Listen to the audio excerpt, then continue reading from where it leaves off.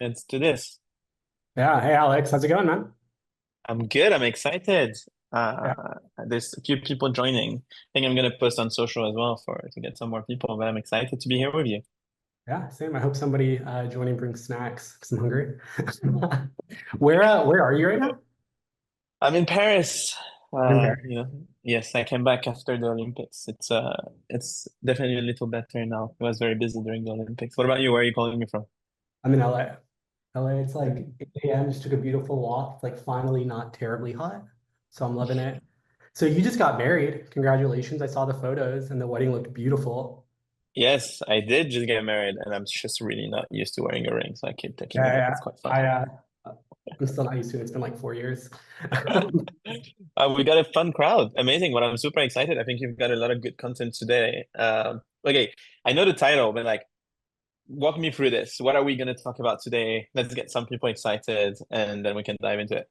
Yeah, absolutely. So what I'm hoping to do today is just understand your journey. You run a company that helps people hire anybody anywhere in the world, and you just run a global workforce. I want to understand why you chose to build Deal in the US. I want to learn a little bit about like your journey, because I know you're international. You're in France now, live in Israel also, but you had a US visa. So what's up with that? Hopefully, we can kind of glean some tips just about the entrepreneurial journey in general, and then how the O-1 kind of played into that. And then we have Val and Beth from Deal's mobility team answering questions for folk who have questions about the O-1 visa. And then, of course, if anybody wants to deep dive, they should just schedule a call with one of us, and we can help them with their case one on one. Sound good? Sounds good. Sweet man. Amazing. Yeah. So help me understand. So you grew up in France, right? I did. I did. I was born and raised in Paris, so I'm technically back home right now.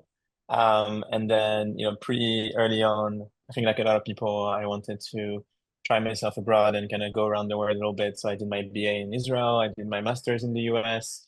And I remember when I did my master's in the US, I was like, okay, I actually did a pretty good school. I went to MIT. I was like, okay, life's gonna be easy, right? Like I'm gonna be able to work at the best companies, stay in the US, etc. And then I started reading about like what would it take to stay in the US, right? Like OPT, because I was an engineer, and then you stay for 2 years, and then you apply, I think, right? Like you to an H-1B, and maybe there's a lottery, maybe you don't get in, maybe you do get in. Like it was such a complicated thing that I was like, okay, maybe this is not for me. So I left into the UK, started a PhD there. At the time, the UK was Europe, so I could be in the UK with my French passport. And then kind of I stayed there for a year or two, and then decided, okay, I'm going to spend more time with my family. Went back to Israel and started building businesses at the time. So kind of went like across a few different countries, and I guess eventually, decided I wanted to start Deal after building a few businesses. And for those who don't know, Deal is a company that we founded about 5.5 years ago that helps company hire globally, whether it's on payroll infrastructure, HR laws, or immigration, which is going to be a big topic today, and figured that the US might be the best place to start this business at the time. I mean, I can talk about the why, which was we got accepted into Y Combinator. I know you know a lot about Y Combinator, Ahmed. How about you? You explain the crowd what Y Combinator is.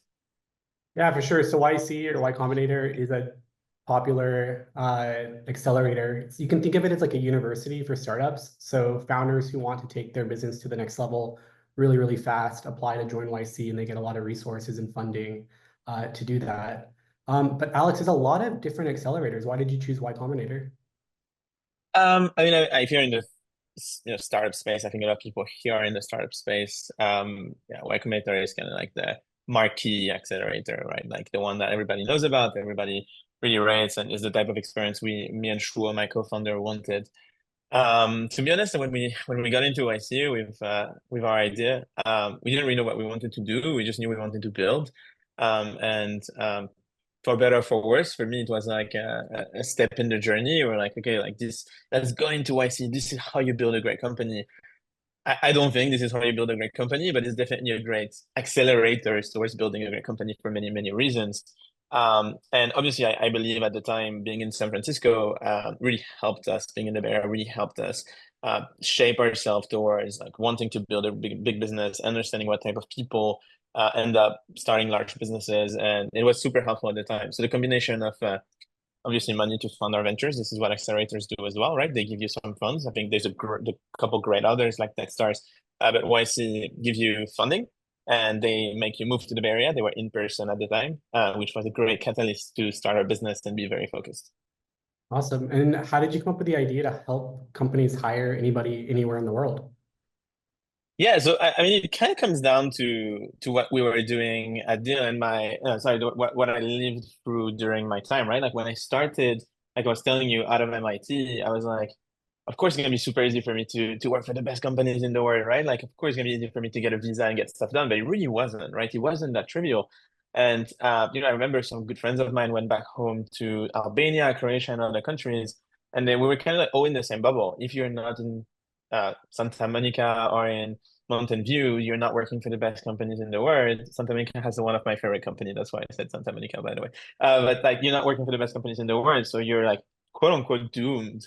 You'll work in like an area that you don't want, and I really wanted to work in tech, right? So that definitely left a sour taste. And I decided, how can we build the infrastructure so that companies like Deel, like any great business, can hire anyone anywhere. So the fact that at the time I didn't actually manage to go for immigration the way I wanted, or be able to stay for the things I wanted to do, that was definitely a big catalyst to why are we starting Deel, which is really like empowering. If you're an amazing talent, you should have the shot to work at the best companies. And if the best companies have the infrastructure to hire you regardless of location, then you might actually have it, right? And this is really what we want to democratize.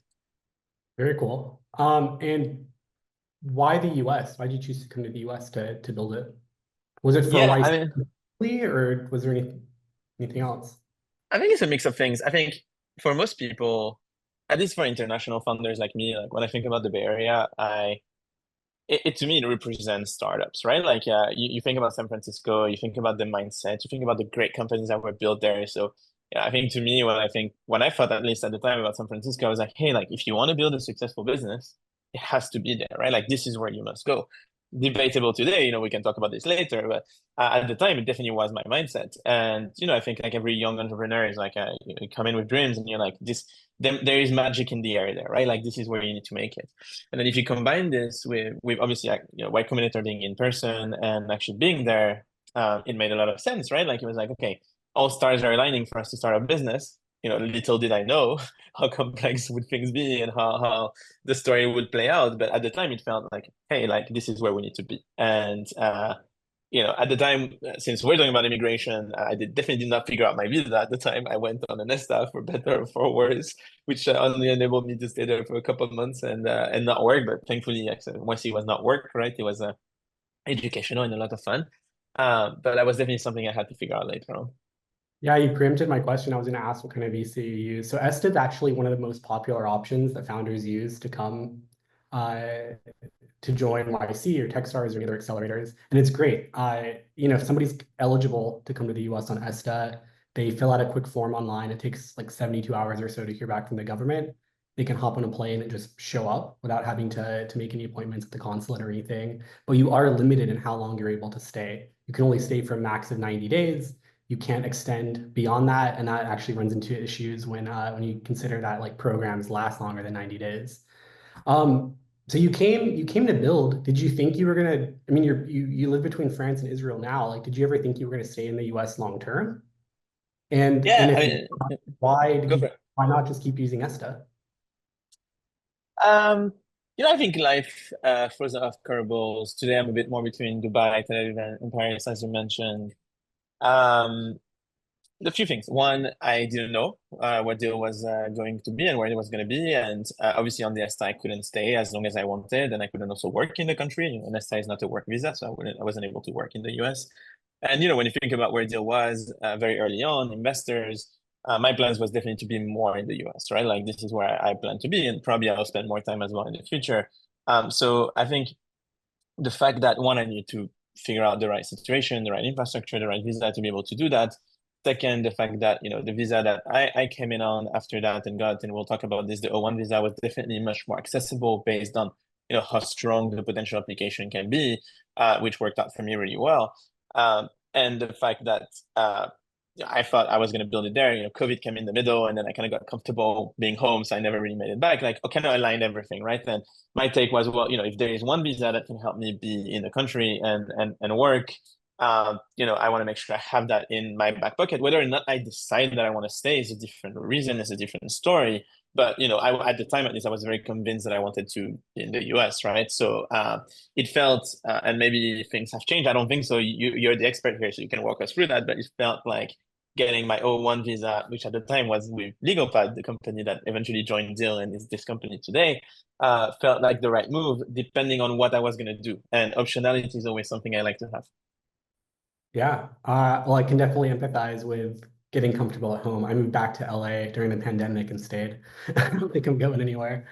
Yeah, no, so you did the O-1. So now it's pretty common for founder, like the O-1 is very popular among founders now. I like to think that Deel and Legalpad had a role in spreading awareness.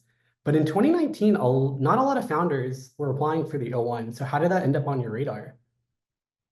Like, did somebody tell you about it? Did you find it on your own research? Yeah, I think so. Don't quote me on that because I don't fully remember because it was a bunch of years back. I think it was 4+ years back.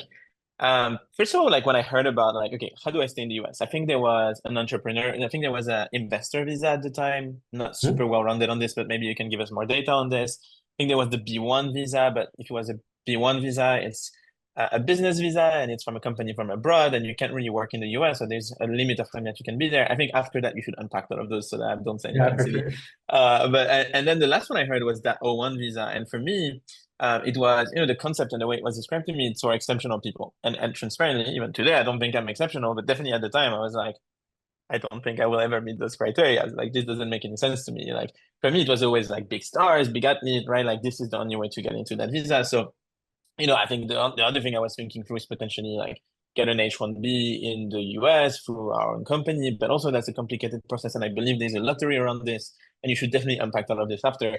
So I think, I kind of got pulled into the O-1 thinking, look, I'll never really make it. But as I kind of went through the process of understanding like what does exceptional really mean, and thankfully, getting into Y Combinator, having gone to pretty decent schools, having strong people willing to put their names behind my application towards being able to be in the United States really like strengthened this and really helped me actually to get that visa. So I'd say the way I learned it was maybe through investors at the time. And then the way I unpacked it was through talking to the team at Legalpad, and that really, really helped me. But maybe you can walk us through like the different options I cited. Like, that journey better than most, right? You've helped so many founders get through, the complexity of immigration and helping them through their best setup. Maybe it's the right time for you to kind of pull the strings on this and untangle it a little. Yeah, absolutely. So there's a lot of different types of visas that allow somebody to come to the US. Each visa, is great for people depending on what their goals are and what their backgrounds are.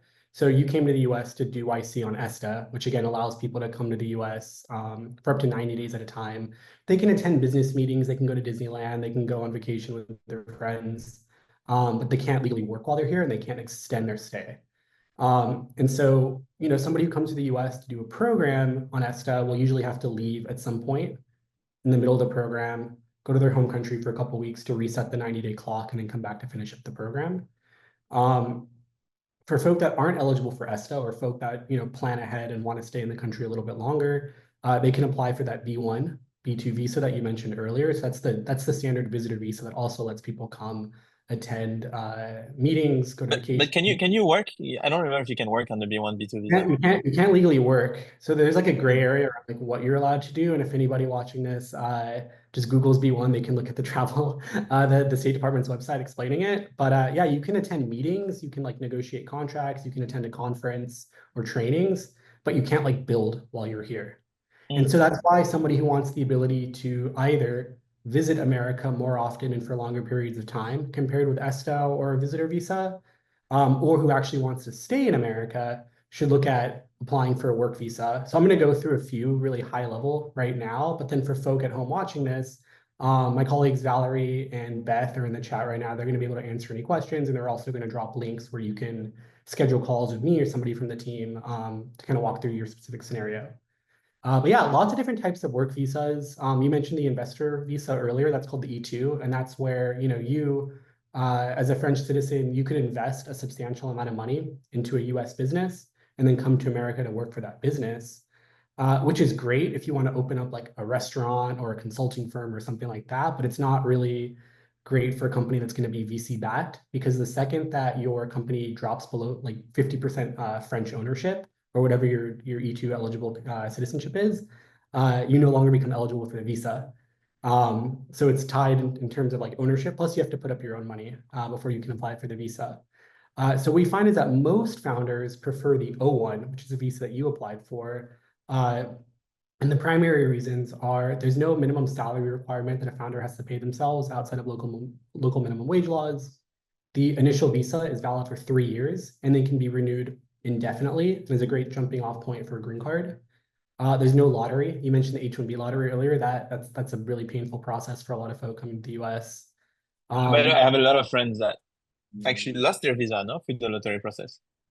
yeah, I mean, if anybody watching this is on an H-1B and they want to start their own business, you should definitely be looking at the O-1 or some other visa type, because I mean, the H-1B expires. I mean, it's valid for 3 years. It can be renewed once for a total of 6 years versus the O-1, which can be renewed indefinitely. You have to pay yourself a very high salary as a CEO or any C-suite exec to maintain your O-1 visa, your H-1B visa, which kind of hemorrhages money from the company's coffers compared with the O-1, which doesn't have a minimum salary requirement.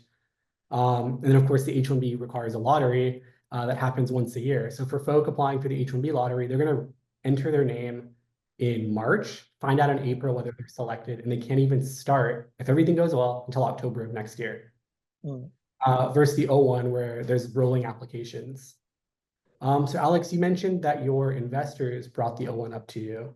Um, and yeah, you had a great case just getting into YC. When you apply for the O-1, we have to show the government that you have extraordinary abilities. And the way that they assess that is they look at 8 criteria, and a successful application satisfies at least 3 of them.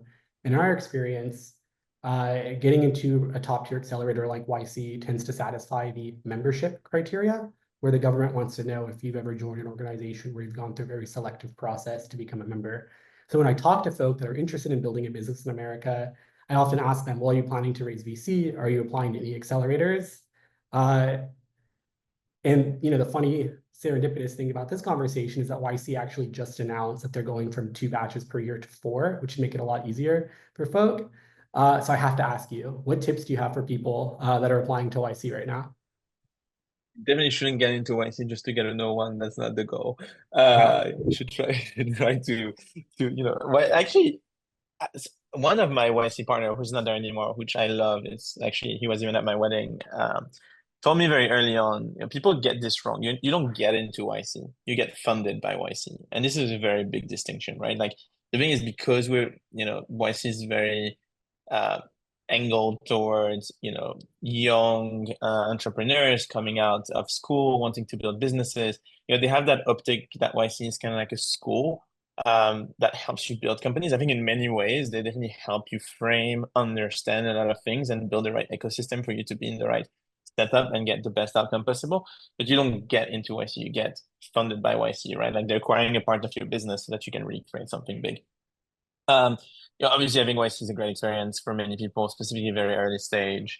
The tips are my tip is to build a great business. Like I know it's a very cliche one, but you should not focus on like getting funded by YC. You should focus on how fast can I ship something really great that people are going to be excited about, and that are really going to change the world somehow, right? Like focus on your metrics, log yourself down in a room with your co-founders, and then build, get a lot of customers, get the revenue up. And then it's not just YC, every single investor in every single region of the world would be super excited to back you up. Now, some investors like YC look and are willing to invest in earlier stage companies, like probably where you're gonna be, because their bet is a bit more centered on your team because team's the most important things. When you build a business, you go through so many ups and downs. You need to have a really, really good relationship with your co-founder. And actually, one of the main thing why Combinator usually sees is that co-founder breakups is one of the main reasons companies failed. So what they're really looking for, especially early stage, is a very strong team that's working on something interesting, that's flexible enough in iterating and have conviction in what they're building for. And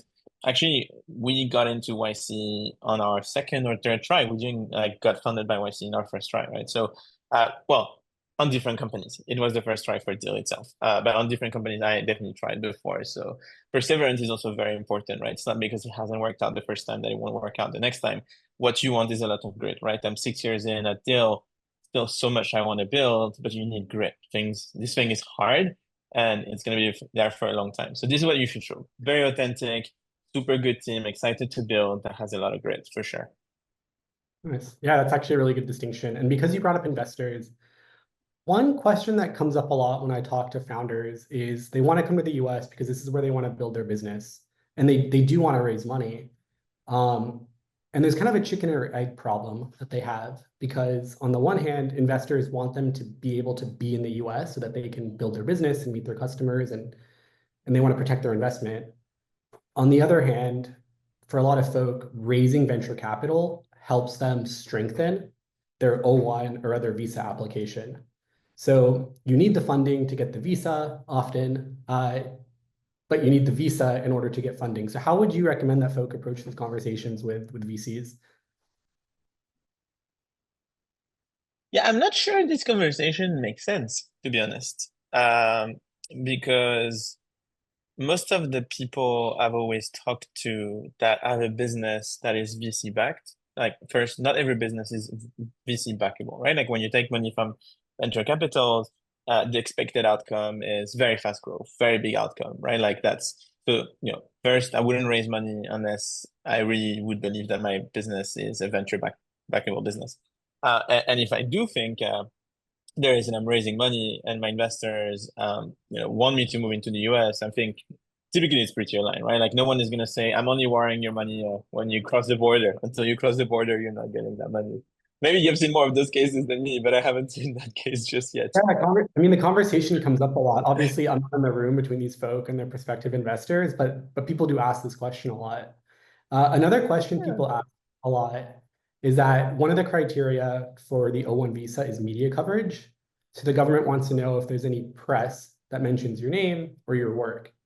And a lot of the folk that we talk to are super talented, but they're young, so they don't have like long careers. So they just haven't had a chance to get media coverage. So Mhm. some folk are very happy to just hire a PR team to get a little bit of media coverage to check off this criteria. And for them, it's like a freebie. But for some folk, they want to stay in stealth. They don't want anybody to know what they're doing. They don't want their company name out there or anything. And then that can also like slow down their ability to get the O-1 because they're not going to like publish research papers or something like that instead. So I'm curious, like, what do you think about that? Like, folk trying to stay in stealth as long as possible before launching publicly. So what we did is we got a little bit of media coverage at Demo Day. So Demo Day was, which is the point where you present what you've been working on post Y Combinator, and Okay, typically there. it's covered. Yeah, it's typically covered, by the way, by press. So that was the time that we decided to get media coverage.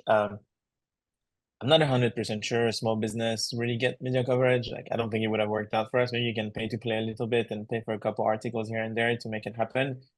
It's hard for me to give an advice on it because we didn't do it. But demo day, whether it's any accelerators typically get some press, which is exactly what you need for the O-1 visa itself. So I would recommend just making sure that you do your best at demo day and get a little bit of press there, and that then you can reuse that into getting your O-1. But I think you also have different criteria. Like I don't think press is a must, right? I think like the supporting letters, the accelerators, etc. is enough, no? Well, the recommendation letters aren't one of the criteria. That's just a given for any O-1. You would expect that if you're extraordinary in your field, you can get experts in the field to vouch for the cool things that you're doing. Um, for most of our founders that we're working with, they're raising money, they're doing an accelerator, and that gets them like two or three of the criteria necessary for the O-1. Often it'll help, like if they raise venture capital, it might help them satisfy the awards criteria. Getting to an accelerator can help them with the membership criteria. Depending on what they're building and their traction, maybe we can show, or their background, we can show that they have a critical role at a company with a distinguished reputation. Um, but although you only need three of the eight criteria to qualify for the O-1, we usually recommend that folk try to get an extra one, just in case you have a USCIS officer who is a little bit difficult or, applies like a little bit more scrutiny than others would on your case. So just you have one to fall back on. And that's why we usually recommend that folk try to get press coverage. Hmm. And for a lot of founders, it makes sense, but for some, they don't want to do that because they want to stay in stealth or something. Yeah.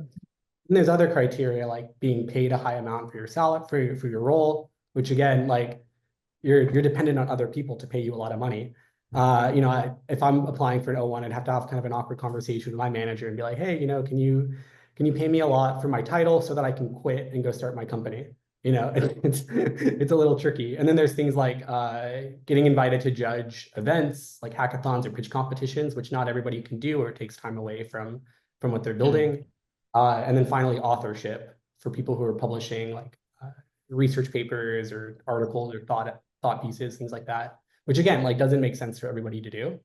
So it's usually get into an accelerator, raise money, get some press coverage, if that Mm. makes sense for your business. And just because of the types of folk that we're working with here at Deal, that tends to be the track folk take.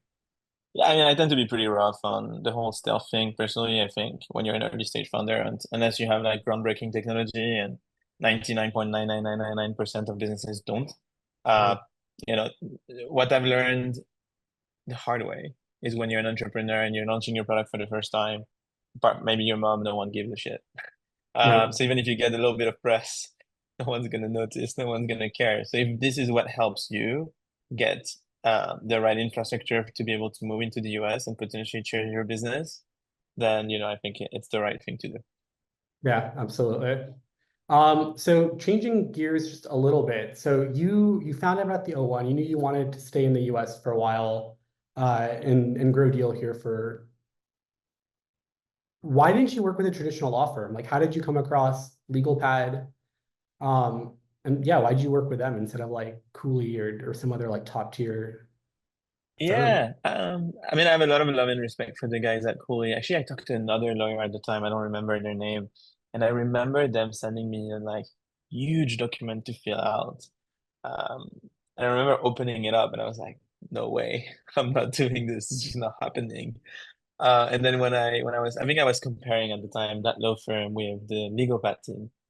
And then when I saw I could do like everything on the platform, click a couple buttons and just like get it done that way and get everything processed and have someone that, answers my questions. Because immigration, like, and it's something we're doubling down on at Deal a lot, right? Like, it's definitely something we need to get better even at ourselves. Like, immigration is such a tense moment for you in your life, right? Like, a lot of the things are on the line, you're stressed, you're not in control. Actually, we're not in control sometimes because you're dependent on the government as well, making sure that they have an RFI, they want more information, etc. So like you're not really in control, you don't really have a clear timeline.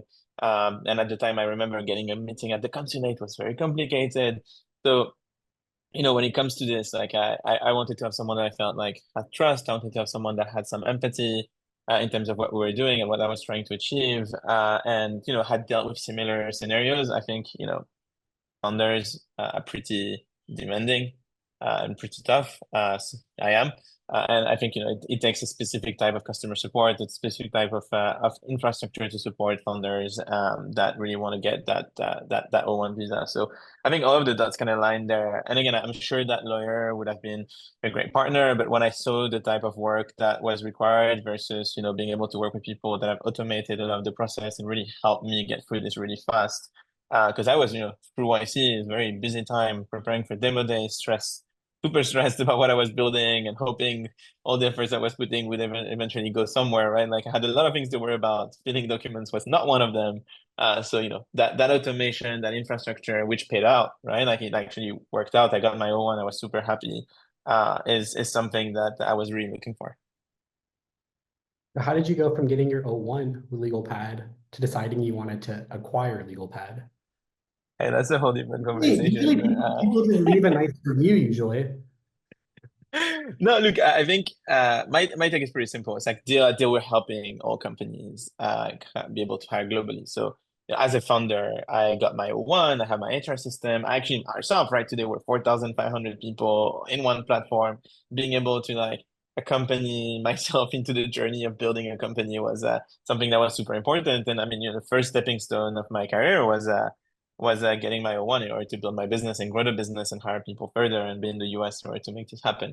So I think the mix of like going through that experience and realizing how critical it is in the journey of opening a business, which is very mission aligned, right? Like to be very transparent, most of the guys that get O-1 visas end up hiring a lot of people in their home countries. So it's typically very similar potential customers with the fact that as we build Deel, a significant part of our business, because we're talking about O-1 visas a lot, but we actually do visas in, I think, over 40 countries now at Deel itself, right? So, when we started building the infrastructure to help companies hire abroad, the very recurring topic was, hey, like, I want to hire this worker in the Netherlands, but they're on a high-skill immigrant visa, or I want to hire this worker in the UK or in Singapore. Like, all of those different countries required mobility in order to employ those people. So building uh, that skill set internally to be able to support workers from around the world felt like very mission aligned and felt like a critical need for our customers in order to be able to provide the full experience. And when I looked at the O-1 experience I had, when I looked at the tools that the Legalpad team built in order for me to be able to get my visa in a very, you know, comforting way, reassuring way, clear process, clear steps, all of the things that really I was looking for.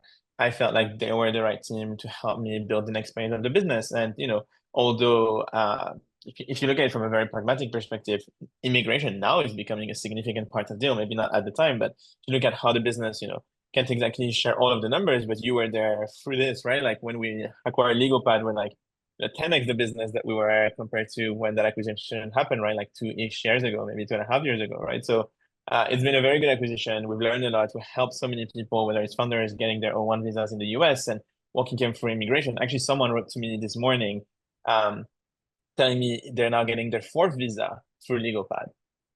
So it's like really accompanying you through the whole journey of like eventually even getting your own green card, right? I think this is something we do as well, right? It's like your immigration journey is something that's important, and having a partner you trust is something that's critical. And I'm sure there's a lot of things we need to get better at, but we're super committed into building that experience like no others, and we're investing a lot into getting it right. So, I hope, and I know you've been a great partner to a lot of great founders and great employees around the world. Yeah, it's amazing to think it started as 101 visa, uh, and now Legalpad having as Deel Immigration now supports immigration in almost 50 countries. We're always adding more. And we've gone, I think we now do like 70 different visa types across those countries. And we've helped literally thousands of people get visas, not only in the US, but in Germany, the UAE, Mexico, Brazil. I had a call last week about Saudi Arabia. Like it's remarkable to think, and it's all on one platform. It's phenomenal, and it's not just immigration that we're doing now. Now we can send people equipment anywhere in the world with Deal IT. So It's Deal. a good setup, right? It's a good ecosystem. But what's cool is like, I mean, I still believe the US, the early stage, is definitely the right place to build your business, and getting an O-1 is definitely something you should do and you should go for. But the idea that you could move to the UK or to Netherlands to build your business if maybe your O-1 visa doesn't work out, and you want to be in another place where there can be a lot of customers, the fact that the world is becoming a bit more borderless and that there are solutions to make this happen is something you should consider, right? And I think over the last few years, one would argue maybe with the whole new AI thing, San Francisco is coming back, which is a good thing. But over the last few years, it wasn't obvious where you should build your business, right? Like people, when you think about Deal, we started in 2019, we raised over 630 plus $1 million, actually $700 million on Zoom, right? Like I raised all of that money on Zoom. I was in Paris, I was in Dubai, I was in Tel Aviv, I wasn't in the US, right? So it really shows that the world evolved quite a bit there. And as much as I believe, being in San Francisco specifically right now, because I think times have changed again, can be an exciting thing for the business, particularly if you're backed by an accelerator that makes you come there. The world has opened in so many ways that immigration, if you feel like, you need to be somewhere else to take a chance into maybe a better life or different types of opportunities, like this is the best time. Like, I know my parents would have loved to be able to do this. So we need to make right by that. I love it. Cool. I have a few more quick questions. I'm going to open things up to Q&A in the chat.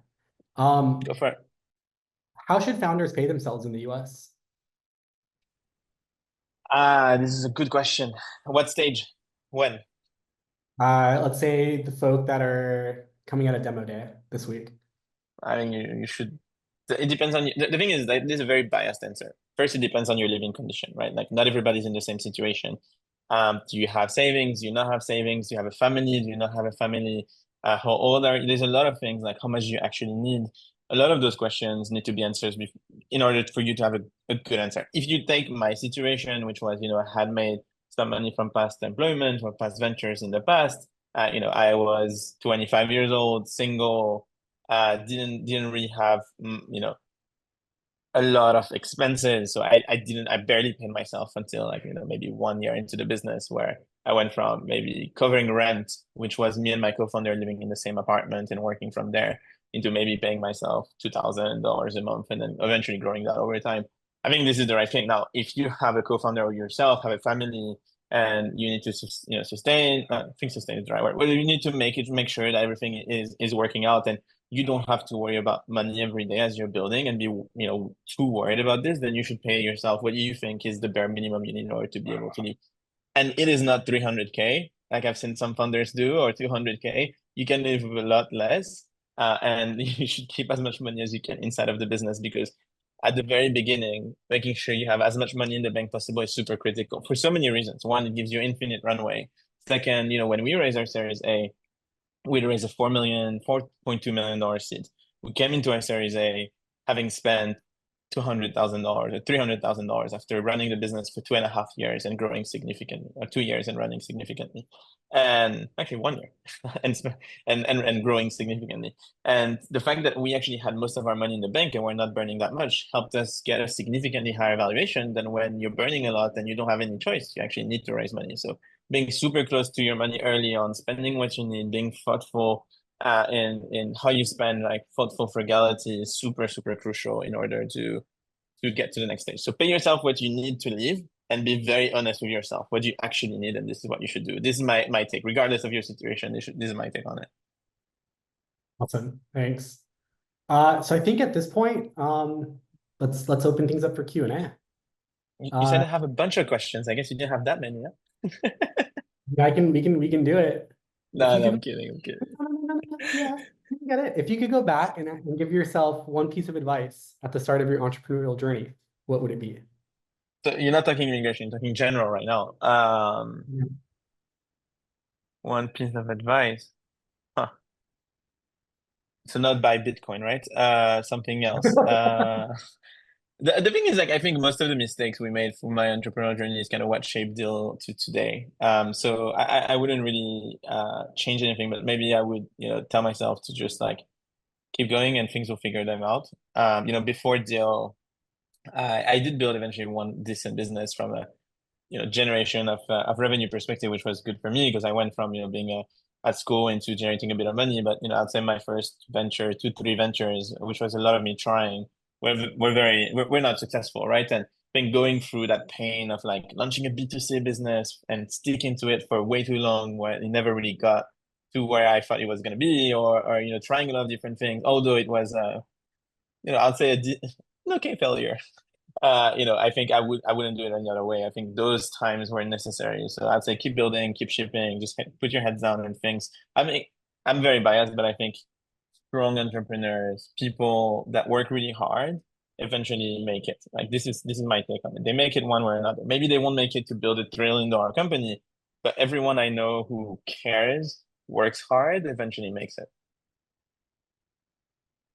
All right. Love it.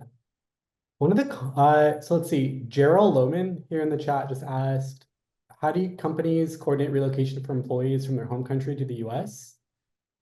You want to take that one? Should I? Wait, run that one again for me. I'm not sure I understood it. Sorry. How can companies relocate employees from their home country and bring them to the US? I mean, you can answer that significantly better than me. Go for it. Two words, deal immigration. No, there's a lot of different types of visas that are going to allow your employees to relocate to the US. It just depends on what they do and the way that your company is set up. So the most common way for multinational companies to transfer employees from the US or from abroad to the US is through the L1 visa, which anybody on our team can walk you through, but it basically allows a company with an entity overseas to transfer managers, executives, and employees with specialized knowledge, like certain software engineers, from abroad to the US to either set up a new office here or manage operations or people in the office that's already here. So we definitely support with that. A more common way for people to bring employees from overseas to the US is through the H-1B, which Deel can support with in two ways. We can either just help your US entity sponsor the H-1B visa, or if you don't have an entity in the US, we can actually hire your employees and sponsor their visas as their employer of record. I think we need a whole separate hour to talk about the H-1B and the process. But if you have employees overseas in specialized roles like software engineers or graphic designers or something like that, you might want to look at the H-1B. Somebody asked, so there's a lot of questions here about green cards. Did you ever decide to apply for a green card? Nope. No, I decided I'm very happy with my O-1. I might actually do No. another one as I'm gonna need to spend more time in the US probably in the next 2, 3 years. But I did not go through this. CEO went through this, but I did not go through that process. So maybe you can talk about it a bit more than me. But I know it's a complex process. That's what I remember. It's pretty complex, yeah, but it's also just a matter of like a lot of people think that you should go straight from O-1 visa or some other visa and like a green card is always the goal. And it makes sense for some people if they want to live in the US long term, but it doesn't make sense for everybody if they don't want to spend like 6+ months of the year in America. So if somebody's like traveling around all the time or wants the ability to like build businesses overseas and not be liable for like overseas assets or things like that, the green card doesn't really make sense. It's actually one reason why a lot of folk like the O-1 is that it can kind of replace the benefits of a green card. So no, it doesn't put you on track towards citizenship and you don't get to vote. That's okay. It does allow you to live in the US for 3 years initially, and then you can renew your visa every 3 years forever. And there's no physical presence requirement, which means that the how much or how little time you spend in the US doesn't impact your ability to maintain your O-1 visa or extend it in the future. So we do see a lot of founders, especially folk that are running multiple businesses, will just keep their O-1. And if they want to run multiple businesses in America, they might just apply for multiple O-1s and you can actually hold them simultaneously. So green card makes sense for some people, doesn't make sense for everybody. Um, but yeah, a lot of O-1 founders who do want to apply for a green card will do so either through the EB-1A process or the EB-2 national interest waiver process. EB-1, that's like the Einstein visa. I mean, it sounds really cool to say that you got a green card through the same way that Albert Einstein got his. But unless you're born in like India or mainland China, where the wait times for green cards are super, super long, it almost never makes sense because it's about a year faster compared with the other option, but the approval rate is significantly lower, just like objectively. And so if you get like a request for evidence, which can delay the process several months, or a denial, it makes you like have to reapply, you almost always lose the time saving advantage. So if you're on an O-1 visa and you're not born in India or China, you should definitely look at the EB-2 national interest waiver because there's an almost one-to-one overlap in the requirements between the O-1 and the EB-2 national interest waiver. And if for the EB-2 and IW, it's basically like the government's giving you a green card so that because your proposed work in America aligns with the US national interest, and almost anybody building anything in tech nowadays is going to be able to make that argument. And we're seeing that approval rates are up like 55+% between 2021 and 2022, with the increase holding steady in 2023. And the data internally at Deel Immigration suggests that approval rates will be even higher in 2024. That's what we're seeing. Another question somebody asked is, what's the typical case strategy for bootstrapped founders? Probably not the O-1. That's going to depend on like what country you're coming from, maybe like the E2 or the L1 or something like that. But I think somebody uh, should schedule time to chat about that. Alex, thanks so much for taking the time to chat. Of course. What parting advice do you have for folk who are interested in just immigration in general? Like I think immigration is complex, and I think it's important for people to do their research, important to talk to experts, like whether it's our experts in house at immigration or experts at other law firms. I think it's very important to have a full mapping of what do you want to do, how do you want to do it. Think about what's the goal behind it, right? Like, okay, coming to the US is great, but why? And what do you hope to achieve behind it is super important. But beyond that, I think, the word today is significantly better when it comes to immigration, and knowledge has definitely been spreading. So it's not that scary of a process. If you're building a great business, if you're backed by a Y Combinator like business, or if you fit any of the criteria, you probably can be an exceptional person, and you can probably get that visa. So it's worth checking if this is where you want to be in life. If you want to move to the US, it's definitely worth taking a call and checking and making sure that that you could fit. So don't be scared. Work with the best you can find. Try your luck, and if the US is where you want to be, or any other country, then you should just go for it. Amazing. Couldn't have said it better myself. All right, Alex, thank you so much for taking the time. And everybody, please don't hesitate to reach out. We'd love to support you. Thank you so much. Good luck. Bye bye, everyone. Bye bye.